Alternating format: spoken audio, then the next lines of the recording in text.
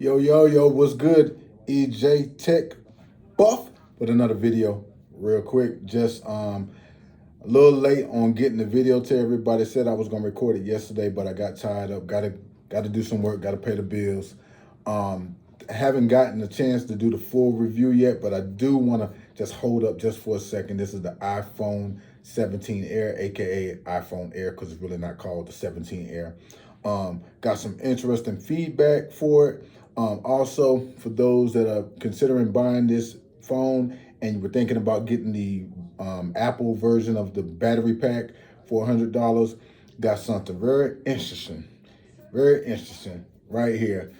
This battery pack, and I'm gonna give my review and feedback on this. But overall, just in general, if you ask me out the gate what the compromises for this phone compared to the Pro or the regular series, where it comes to the one camera and the lack of speaker, just off the head without going and giving too much information out yet, would I switch and either step up, for lack of better words, or I guess some would consider it a step up going down to the 17 entry model just because of the camera?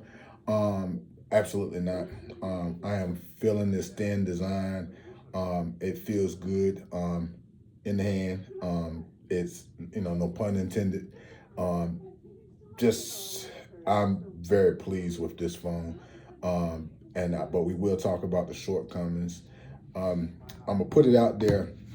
Some people are concerned and say, "Oh man, battery life," because of the fact, the I guess larger um, channels are saying, well, the fact that they released this phone and they immediately released the battery pack with it tells you horrible battery life. But what I see marketing strategy. When I study business and I study even businesses, companies like Apple, just think about it for a second. Um, Concerns about it being so thin, and battery issues, which most of the phone is actually battery. This is battery.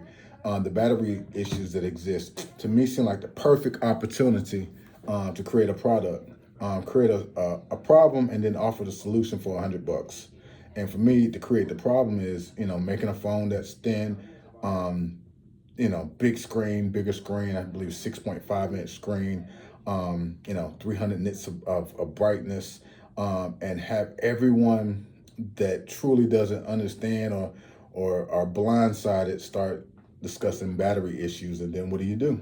First thing you do, and I got it. I don't have it with me right now. You go but it was for review purposes. You buy the battery pack. $100. Oh, I want the thin phone. Let me still go buy the $100 battery because it's gonna go dead. And then you realize that you didn't need it. You didn't need it. It never was. If you look at the size of the battery and you compare it to last year's Pro model, 16 Pro model, pretty much same battery life. Just pretty much. And when we look at the generations of processors, for those that don't understand what the processor inside of the phone is, it's very similar to the processor in a computer, and it's all about efficiency, um, managing RAM, all of that. This comes with the top of the line processor, the same Pro series minus one core. They dummied it down for one core. So I knew that there wasn't going to be that major issue. And so when I caught this right here, this one, also, this is just that extra. I never really carried battery packs, but just to have an extra one where I'm out in the field sometime, I can just throw it on there. It was $49. It's cheap enough that for me to review it and compare it to the Apple's product, I'm just gonna keep it. I'm definitely sending the Apple product back. I'm also going to, not right now. I'll discuss the 17 Pro when I do the full review, hopefully over the next couple days.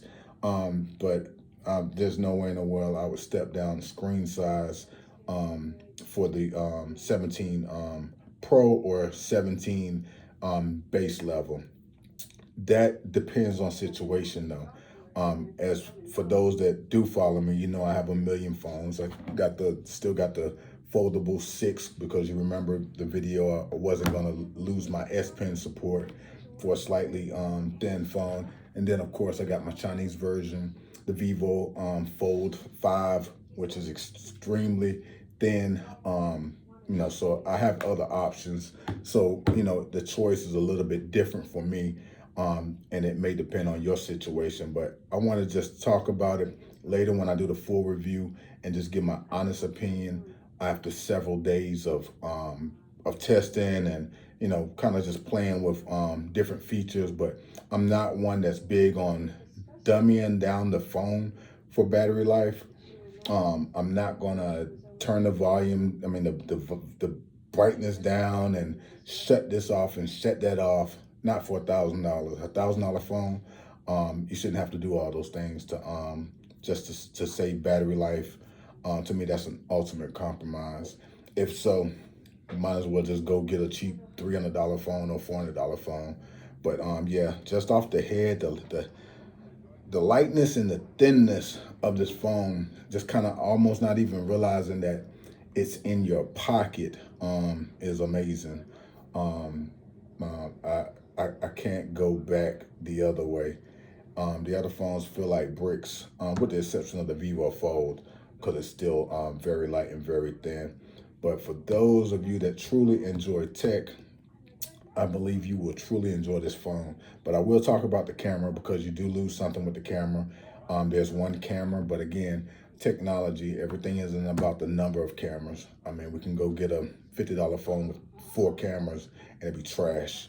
It's about the technology and the ability to process the photos and use digital technology to enhance and make things there that shouldn't be there. In the selfie cam, on point for all of the models. So I will get that review as soon as I can. Oh, forgot. They calling me again. Yes, my peoples, my YouTube peoples. Yeah. No, I'm not gonna stop. Want to do something about it? Oh, I ain't think so. Sorry about that, y'all. You know how every time I get on here with y'all, somebody calling me, asking me to put out a fire, put on a cape. No, just playing. But now for real, hopefully I can get this review over the next few days. For those that have clicked on, please support my channel. Please like and subscribe. And I hope you have an amazing rest of the evening. Peace.